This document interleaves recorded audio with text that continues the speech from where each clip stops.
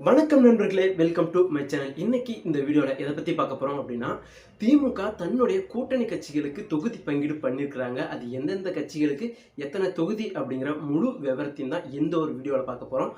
அதையும் தாண்டி இன்னொரு முக்கியமான விஷயம் என்ன அப்படின்னா, தேர்தல் ஆணையர் அருண் கோயல் அவர்கள் தன்னுடைய பதவியை ராஜினாமா பண்ணியிருக்கிறாரு. அது ஏன் பண்ணியிருக்கிறாரு, அதுக்கு பின்னாடி என்ன காரணம் இருக்கும் அப்படிங்கிற அந்த ஒரு விஷயத்தை பற்றி தான் இந்த வீடியோவில் பார்க்க போகிறோம். வாங்க பார்க்கலாம். வீடியோக்குள்ள போகிறதுக்கு முன்னாடி நம்ம சேனலை சப்ஸ்கிரைப் பண்ணல அப்படின்னா தயவு செஞ்சு சப்ஸ்கிரைப் பண்ணுங்கள். உங்களுடைய ஒவ்வொரு சப்ஸ்கிரைப் தான் எனக்கு அடுத்தடுத்த வீடியோ போகிறதுக்கு அவ்வளோ மோட்டிவேஷனாக இருக்குன்னு சொல்லலாம். அது மட்டும் இல்லைங்க, இது புது சேனல் அப்படிங்கிறதுனால உங்களுடைய சப்போர்ட் ரொம்ப ரொம்ப அவசியம். அதையும் தாண்டி என்னுடைய கருத்துலேருந்து உங்களுடைய கருத்துக்கள் மாறுபட்டு இருந்தால் கூடயும் அதையும் தன்னுடைய கமெண்ட் பாக்ஸில் பதிவிடுங்க. கருத்துக்கள் வரவேற்கப்படுகிறது. என்னடா இவன் பொட்டு வச்சிருக்கிறானே, ஒருவேளை பிஜேபிக்கு சப்போர்ட் பண்ணுவானோ அப்படின்லாம் நினைக்க வேணாம். இது எப்பயுமே ஒரு தமிழ் காமன் வாய்ஸாக தான் இருக்கும். அதாவது தமிழ் காமன் மேனாக மட்டும்தான் இருக்கும் என்னுடைய பதிவு எல்லாமே. ஸோ கோயிலுக்கு இப்போ தான் போயிட்டு வந்தேன் அப்படிங்கிறதுனால உடனே வீடியோ ரெடி பண்ணுறோம் அப்படிங்கிறப்ப சரி பொட்டு அழைக்க வேணாம் அப்படின்ட்டு வீட்டில் சொன்னாங்கிறதுனால அப்படி இருக்குது. ஸோ மற்றபடி வேறு எது இல்லை. வாங்க வீடியோக்குள்ளே போயிடலாம். ஸோ ஃபஸ்ட்டு இங்கே திமுக கூட்டணி தான் முதல்ல கூட்டணியை தன்னுடைய கூட்டணிக்கு தொகுதி பங்கீட்டுலாம் குறித்து எல்லா விஷயத்தையும் அனௌன்ஸ் பண்ணி இவங்க அடுத்த ஸ்டெப்புக்கு போயிட்டுருக்குறாங்க. அதில் முதல்ல முக்கியமாக சொல்லணும் அப்படின்னா காங்கிரஸுக்கு எத்தனை தொகுதி கொடுத்துருக்குறாங்க அப்படின்னா மொத்தமாக 10 தொகுதிங்க. அதாவது 9+1. பாண்டிச்சேரியிலையும் 1, இங்கே 9 தொகுதி கொடுக்கப்பட்டிருக்கு. அது எந்தெந்த தொகுதி அப்படின்ட்டு இன்னும் முடிவு பண்ணல. ஆனால் இத்தனை தொகுதி அப்படின்னு நம்பர்ஸில் ஃபிக்ஸ் பண்ணிட்டாங்க. அது தொடர்பாக கையெழுத்தும் விட்டுருக்குறாங்க. அதையும் தாண்டி இங்கே விசிகா தனக்கு கொடுத்த தொகுதி எது அப்படின்னு பார்த்தீங்கன்னா 2 தொகுதி தான். அது எந்தெந்த தொகுதி அப்படின்ட்டு ஆல்ரெடி சொல்லிட்டாங்க. முன்னாடி இவங்க போட்டி போட்ட அதே சிதம்பரமும் விழுப்புரம் தொகுதியும் தான். அதையும் தாண்டி அவங்க உதயசூரியன் சின்னத்தில் இதில் போட்டி போடுறதில்ல, அவங்களுடைய சின்னமான பானை சின்னத்தில் தான் போட்டி போட போகிறாங்க. அதுக்கப்புறம் பார்த்தீங்கன்னா மதிமுக அவங்களுக்கு ஒரே ஒரு தொகுதி தான் ஒதுக்கியிருக்கிறாங்க. அந்த தொகுதியும் இதுவும் எது அப்படின்ட்டு இன்னும் கன்ஃபார்ம் பண்ணல. இன்னும் சொல்லப்போனால் அவங்களுக்கு ராஜ்யசபா சீட்டு ஒன்று கிடைக்கும் அப்படிங்கிற மாதிரி அவர் சொல்லியிருக்காரு. ஆனால் அவருடைய அந்த அறிக்கையிலையோ இல்லை அவங்க கையொப்பம் போட்டிருக்கிறாங்க இல்லையா, அதில் எந்த ஒரு மென்ஷனும் பண்ணல. இப்போதைக்கு இவங்களுக்கு ஒரே ஒரு தொகுதி மட்டும்தான். ஆனால் அதுவும் இன்னும் தொகுதி எந்த தொகுதி அப்படின்னு முடிவு பண்ணலை அப்படிங்கிறதான் முக்கியமான விஷயம். அதையும் தாண்டி இங்கே இந்திய கம்யூனிஸ்ட் இருக்கிறாங்க இல்லைங்களா, அவங்களுக்கு 2 தொகுதி ஒதுக்கியிருக்கிறாங்க. அதுவும் இன்னும் எந்தெந்த தொகுதி அப்படின்னு முடிவாகலை.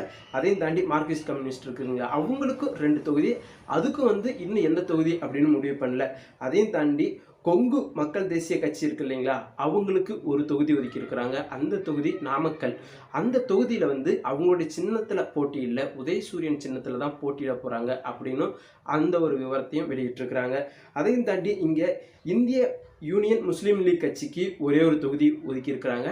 அந்த தொகுதி எது அப்படின்னா ராம்நாடு தான். அது அவங்களுடைய ஏணி சின்னத்திலே போட்டி போட்டுக்கலாம் அப்படின்னு அறிவிச்சிருக்கிறாங்க. அதையும் தாண்டி இங்கே கடைசியாக ஆண்டவர் ஆழ்வார்பேட்டைக்கும் அறிவாலயத்துக்கு நடந்தார் இல்லைங்களா, அவருக்கு கடைசி வரைக்கும் ஒரு சீட்டு கூடயும் இல்லை அப்படின்ட்டு சொல்லிட்டாங்க. ஆனால் என்ன சொல்லியிருக்கிறாங்க அப்படின்னா ராஜ்யசபா சீட்டு 1 இருக்குது அப்படின்ட்டு அவர் சொல்லியிருக்கிறாங்க. ஸோ இத்தனை நாளாக போராடுறது எல்லாமே இந்த ஒரு ராஜ்யசபா சீட்டுக்கு தான் அப்படிங்கிற மாதிரி ஆச்சு. சரி, ஓகே, அது அவங்களுடைய பிரச்சனை. மொத்தமாக பார்த்தீங்க அப்படின்னா திமுக இந்த தேர்தலில் 21 தொகுதியில் போட்டி போடுது. மீதி தொகுதியெல்லாம் அவங்களுடைய கூட்டணி கட்சிகள் போட்டியிட போகிறாங்க. ஸோ இந்த கூட்டணி வெற்றி பெறுமா பெறாதா அப்படின்னு நம்ம இன்னொரு வீடியோவில் கருத்து கணிப்பு மூலிமா நம்ம பார்க்கலாம். அதுக்கப்புறம் பார்த்தீங்கன்னா இங்கே இந்திய தேர்தல் ஆணையர் அவர் ஏன் ராஜினாமா பண்ணார் அப்படிங்கிற அந்த ஒரு விஷயத்தை பார்ப்போம். இன்னும் சொல்லப்போனால் இப்போ தேர்தல் தேதி அறிவிக்க போகிறாங்க. அந்த நேரத்தில் ஏன் இவர் ராஜினாமா பண்ணணும் அப்படிங்கிறது தான் முக்கிய கேள்வி. இவர் எலெக்ஷன் முடிஞ்ச பிறகோ இல்லை எலெக்ஷன் ஆரம்பிக்கிறதுக்கும் பல மாதங்களுக்கு முன்னாடி இவர் ராஜினாமா பண்ணியிருந்தார் அப்படின்னா எந்த ஒரு வந்திருக்காது. ஆனால் எலெக்ஷன் டைமில் இன்னும் சொல்லப்போனால் எலெக்ஷன் டேட் அறிவிக்க போகிற இன்னும் ஒரு சில நாட்களில் ஏன் இவர் இப்படி அனௌன்ஸ் பண்ணார் அப்படிங்கிறது தான். இவர் தலைமை தேர்தல் ஆணையத்துக்கிட்ட இவருடைய ராஜினாமா கடிதத்தை கொடுக்கலைங்க, குடியரசுத் தலைவர்கிட்ட தான் இவருடைய ராஜினாமா கொடுத்துருக்குறாங்க. அப்படிங்கிறப்ப இவங்களுக்குள்ளார இருக்கிற முரண்பாடு என்னவா இருக்கும் அப்படிங்கிறது தான் மிகப்பெரிய சந்தேகத்தை ஏற்படுத்துது. இன்னும் சொல்லப்போனால் இவங்களுக்கும், அதாவது தேர்தல் ஆணையர் இவருக்கும் தலைமை தேர்தல் அதிகாரிகளுக்கும் 2 பேத்துக்கும் கருத்து முரண்பாடுகள் நிறையவே இருக்கு அப்படிங்கிற மாதிரியான டாக் ஒரு பக்கம் போயிட்டு இருக்கிறப்ப, இன்னொரு பக்கம் என்ன சொல்றாங்க அப்படின்னா, மத்திய அரசுடைய ப்ரெஷர் ஒரு பக்கம் இருந்திருக்கு, அதனால தான் இவர் ராஜினாமா பண்ணியிருக்கிறாரு அப்படின்ட்டு இன்னொரு பக்கமும் சொல்றாங்க. இதையும் தாண்டி இவர் முன்னாடி பல கேள்விகள் வைக்கப்படுது, அதுக்கு இவங்க விளக்களிச்சு தான் ஆகணும் அப்படின்னு மூத்த பத்திரிகையாளர் ராதாகிருஷ்ணன் அவர்களும் சொல்லியிருக்கிறாங்க. ஏன்னா இங்க தேர்தல் டைம்ல ஒருத்தர் ராஜினாமா பண்ணுறது அப்படிங்கிறது மிக முக்கியமான பேசுபொருளாக ஆக போகுது அப்படின்ட்டு அவருக்கும் கூட தெரியும். அப்படிங்கிறப்ப அதுக்குண்டான காரணம் என்ன அப்படின்னு கண்டிப்பாக மக்களுக்கு தெரிஞ்சே ஆகணும். இன்னும் சொல்லப்போனால் இந்த தேர்தலை தள்ளி போடுறதுக்கு இவங்க பண்ணுற வேலையாக இருக்குமோ அப்படின்லாம் கூடயும் ஒரு பக்கம் சொல்கிறாங்க. ஏன்னா இப்போ ஒரே ஒரு அதிகாரியால் இப்போ ஒட்டுமொத்த தேர்தலையும் நடத்திட முடியாது இல்லையா? அதனால் மறுபடியும் தேர்தல் அதிகாரி ஃபிக்ஸ் பண்ணணும், அதனால் தேர்தல் தேதி தள்ளி போகிறதுக்கு நிறைய வாய்ப்பு இருக்குது அப்படிங்கிற மாதிரி கூடியும் ஒரு பிளான் இருக்கலாம். இல்லை அப்படின்னா அதையும் தாண்டி இன்னொரு முக்கியமான விஷயம் இருக்கு. அது என்ன அப்படின்னா, இங்கே தேர்தல் நேரத்தில் இவர் ராஜினாமா பண்ணியிருக்காரு அப்படிங்கிறப்ப இவர் நினைச்ச மாதிரி தேர்தலை நடத்த விட அனுமதிக்கலையா அப்படிங்கிற அந்த ஒரு மிகப்பெரிய கேள்வி தான் எனக்கும் தோணுது. ஏன் அப்படின்னா இங்கே தேர்தலை இந்திய தேர்தல் அப்படிங்கிறது சரியான முறையில் நடந்துச்சு அப்படின்னா இவர் ஏன் ராஜினாமா பண்ண போறாரு? பின்னாடி இருந்து யாரோ இவங்களுக்கு அழுத்தம் கொடுக்குறாங்க அப்படிங்கிற மாதிரி தானே ஒரு எண்ணமும் வருது. அப்படிங்கிறப்ப இவரால் நான் நினைச்ச மாதிரி சரியான தேர்தல் நடத்த முடியாது அப்படிங்கிற பட்சத்தில் தான் நான் இந்த வேலையை விட்டு ராஜினாமா பண்ணுறேன் அப்படிங்கிற மாதிரி தான் எனக்கு பர்சனலாக தோணுது அப்படின்னே சொல்லலாம். ஏன்னா இங்கே தன்னுடைய வேலையை சரியாக செய்கிறேன் அப்படிங்கிறப்ப ஏன் அவர் ராஜினாமா பண்ணணும்? அதுக்கு கொஞ்சம் கூடிய தேவையே இல்லையே. அப்படிங்கிறப்ப இவர் ராஜினாமா பண்ணதுக்கு முக்கிய காரணம் என்ன அப்படின்னு இவர் சொல்லியே ஆகணும் அப்படின்னு மூத்த பத்திரிகையாளர் அந்த ராதாகிருஷ்ணன் அவர்களும் வச்சிருக்கிறாங்க. நம்மளும் அந்த கோரிக்கையை வைப்போம். ஏன்னா இவர் சொன்னால் மட்டும்தான் என்ன உண்மையான காரணம் அப்படிங்கிறது தெரிய வரும். அது மட்டும் இல்லை, இவருடைய ராஜினாமா கடிதத்தை குடியரசுத் தலைவர்கிட்ட தான் கொடுத்துருக்கிறாரே தவிர தலைமை அதிகாரியான தேர்தல் அதிகாரிகிட்ட கொடுக்கவே இல்லை. அப்படிங்கிறப்பயே இவங்க 2 பேத்துக்குள்ளார முரண் நிறையவே இருக்கு அப்படிங்கிறது மிகப்பெரிய பார்வையாக இருக்குது. ஏன்னா நம்ம ஒரு வேலையில் இருக்கிறோம் அப்படிங்கிறப்ப நமக்கு வேலை பிடிக்கல அப்படின்னா நம்மளுடைய சுப்பீரியர்கிட்ட தான் நம்மளுடைய ராஜினாமா கடிதத்தை கொடுப்போம். அதை விட்டுட்டு பொதுவாக இருக்கிற இன்னொரு ஆள்கிட்ட போய் ராஜினாமா லெட்டர், அதாவது இப்போ ஹெச்ஆர்கிட்ட போய் கொடுத்தோம் அப்படின்னா, நம்மளுடைய டிபார்ட்மெண்ட் ஹெட்டுகிட்ட கொடுக்காம ஹெச்ஆர்கிட்ட கொடுத்தோம் அப்படின்னா இது முக்கியமாக நம்மளுடைய ஹெட்டு கேட்பார் இல்லையா? அது மாதிரி தான் இதையும் சொல்ல வரேன். ஸோ அப்படி இருக்கும் பட்சத்தில் ஏன் இவர் கொடுத்தாரு அப்படிங்கிறதுக்கு இவர் கண்டிப்பாக பதில் சொல்லணும் அப்படிங்கிற மாதிரி தான் என்னோட கோரிக்கையும் கூட. அதுக்கடுத்து தான் இன்னொரு விஷயம் என்ன அப்படின்னா, இங்கே நேற்றைய வீடியோவில் நம்ம பேசியிருப்போம், நாம் தமிழர் கட்சியிலேருந்து சஞ்சீவ்நாதன் அப்படிங்கிறவர் வெளியே இருந்திருக்கிறாரு. அதுக்கு காரணம் அவர் பல காரணம் சொல்லிட்டு இருந்தார் இல்லையா? இப்போ அதையும் தாண்டி அவர் கடைசியாக சொன்ன ஒரு விஷயம் என்னென்னா, நான் புதுசாக கட்சி தொடங்க போகிறேன் அப்படின்னு. அப்படி அவர் கட்சி தொடங்குற வேலையை ஸ்டார்ட் பண்ணுறாரா அப்படின்னு பார்த்தீங்க அப்படின்னா அதுதான் இல்லை. இன்னும் சொல்லப்போனால் சீமானை யார் யார் எதிர்க்கிறாங்களோ அவங்களுடைய வலையொலிகளெல்லாம் போயிட்டு இவர் என்ன ப்ரெஸ் மீட்டில் சொன்னாரோ அதையே இங்கே பாடமாக ஒப்பிச்சிட்டு இருக்காரு. இன்னும் சொல்லப்போனால் ஒரு வார்த்தை கூட பிழை இல்லாமல் மறுபடியும் அதையே ரிப்பீட் பண்ணிட்டு இருக்கிறாரு. என்னையா இவருக்கு பிரச்சனை அப்படிங்கிற மாதிரி இருக்கு. இன்னும் சொல்லப்போனால் ஒரு கட்சியில் இத்தனை வருஷமாக உழைச்சிருக்கிறாரு அப்படிங்கிறப்ப அதோடைய கட்சியோட ஒளி பெற்ற பிறகு வேற ஒரு கட்சிக்கு கொஞ்சம் ஈஸியாக தாவணும் அப்படின்னா அங்கே பொறுப்புகளும் பதவிகளும் கண்டிப்பாக கொடுக்கப்படும், மரியாதையும் கிடைக்கும் அப்படிங்கிற மாதிரியெல்லாம் நம்ம யோசிக்கிற மாதிரி இருக்குது. பட் அது எந்த அளவுக்கு உண்மை என்ன அப்படின்ட்டு இவர் நடந்துக்கிற ஆக்டிவிட்டீஸில் தான் தெரியுது. ஏன்னா இவர் 2-3 வலைவலியில் இப்போ போயிட்டு பேசியிருக்கிறாரு. அப்படிங்கிறப்ப அந்த வலைவலியில் எல்லாமே ஒரு குறிப்பிட்ட கட்சியை சார்ந்ததாக இருக்குது. அப்படிங்கிறப்ப கண்டிப்பாக நமக்கு சந்தேகம் எழதானே செய்யும். இவர் தன்னுடைய வேலையான அடுத்த கட்சி தொடங்குறதுக்கு போயிருந்தா அப்படியும் கண்டிப்பாக இவருடைய எதிர்ப்புங்கிறது முக்கியமாக சீமானை தான் இருக்குது அப்படின்னே சொல்லலாம். ஆனால் இப்போ இவர் ஒரு குறிப்பிட்ட சேனலுக்கு கொடுக்குறேன் அப்படிங்கிறப்ப இவரும் விலை போயிட்டாரா அப்படிங்கிற மாதிரி ஒரு எண்ணத்தை கூட நமக்கு தோணுது. ஸோ இப்படியெல்லாம் அரசியல் களத்தில் நடந்துட்டு இருக்கு. இந்த தேர்தல் நேரம் அப்படின்னாலே பல விஷயங்கள், பல சுவாரஸ்யமான விஷயங்கள் நடக்க தான் செய்யும். இன்னும் என்னென்ன நடக்குது அப்படின்ட்டு நம்ம பொறுத்திருந்து தான் பார்க்கணும். இங்கே இன்னொரு முக்கியமான விஷயம் சொல்ல மறந்துட்டேன். என்ன அப்படின்னா, இங்கே ஜாஃபர் சாதிக் அவர்கள் கைது செய்திருக்கிறாங்க இல்லையா?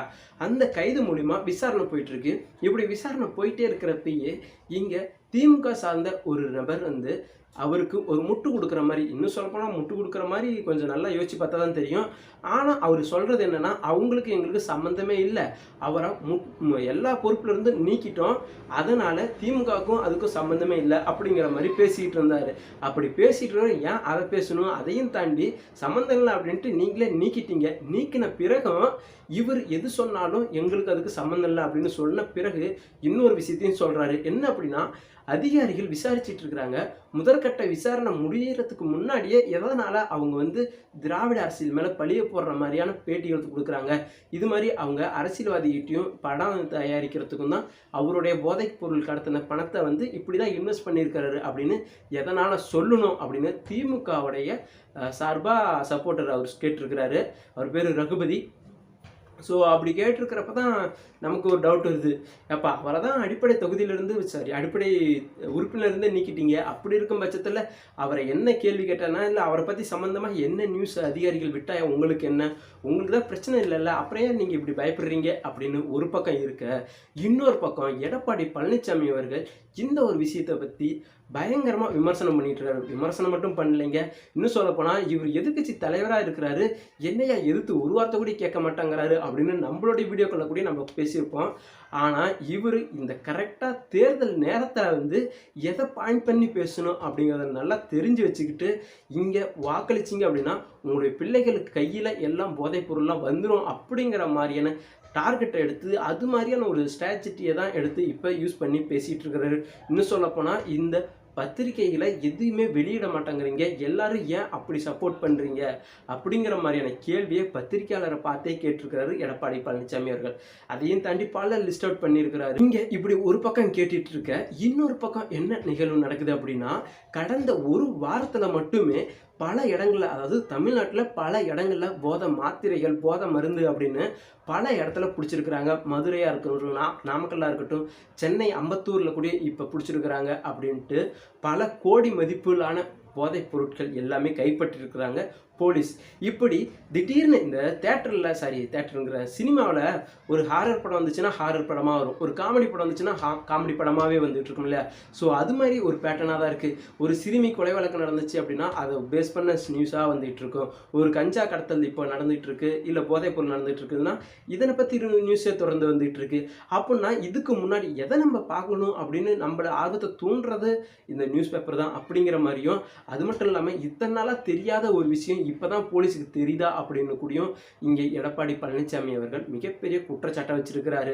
இன்னும் சொல்லப்போனால் அரசியல்வாதிக்கும் அதிகாரிகளுக்கும் நடுச்சன்றில் ஒரு உடன்படிக்கை கூட இருந்திருக்கு வாய்ப்பு இருக்கு அப்படிங்கிற மாதிரி கூட எடப்பாடி பழனிசாமி பயங்கரமான குற்றச்சாட்டுலாம் வச்சிருக்கிறாருன்னு சொல்லலாம். இதையெல்லாம் கனெக்ட் பண்ணி பார்த்தோம் அப்படின்னா சரி அப்படிங்கிற மாதிரி கூட தோணுது இல்லையா? ஆமாங்க, அப்படிதான் நமக்கும் தோணுது. ஸோ போக போக என்னென்ன நிகழ்வுகள் நடக்குது, அதையும் தாண்டி ஜாஃபர் சாதிக் அவர்கள் என்னென்ன குற்றச்சாட்டுகளை, அதாவது யார் யாரை பிடிச்சி இழுக்க போகிறாரு, எந்தெந்த தலைகள் உருளப்போகுது அப்படிங்கிறத எல்லாத்தையும் நம்ம பொறுத்திருந்து பார்க்கலாம். ஸோ என்னுடைய இந்த பதிவு உங்களுக்கு பிடித்திருந்துச்சு அப்படின்னா மறக்காமல் லைக் பண்ணுங்கள், ஷேர் பண்ணுங்கள், முக்கியமாக நம்ம சேனலை சப்ஸ்கிரைப் பண்ணுங்கள். உங்களுடைய ஒவ்வொரு சப்ஸ்கிரைப் தான் எனக்கு அடுத்தடுத்த வீடியோ போகிறதுக்கு அவ்வளோ மோட்டிவேஷனாக இருக்குன்னு சொல்லலாம். அது மட்டும் இல்லை, புது சேனல் அப்படிங்கிறதுனால உங்களுடைய சப்போர்ட் ரொம்ப ரொம்ப முக்கியம். உங்களுடைய கருத்துக்கள் எதுவாக இருந்தாலும் நம்மளுடைய கமெண்ட் செக்ஷனில் பதிவிடுங்க, கருத்துக்கள் வரவேற்கப்படுகிறது. நன்றி, வணக்கம்.